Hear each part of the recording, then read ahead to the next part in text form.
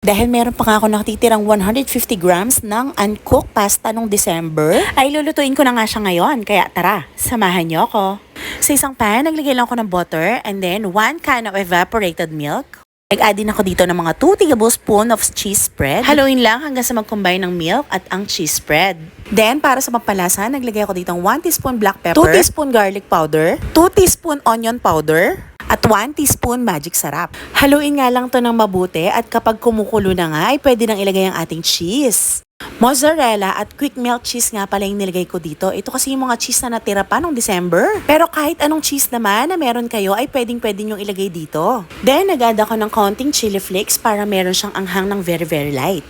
Haluin lang natin ulit for 2 minutes and then pwede na nating ilagay ang ating cooked pasta. Haluin lang mabuti hanggang sa ma-coat ng sauce ang ating pasta. At para maganda ang presentation, maglalagay ako dito sa top ng fried ham na cut into pieces. And lastly, para sa garnish, nag-add lang ako ng dried parsley. And yes, we're done! Ipiplating na nga natin to nang maumpisahan na nga nating tikman at makain.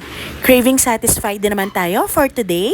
O siya, tara, eat! For the taste test.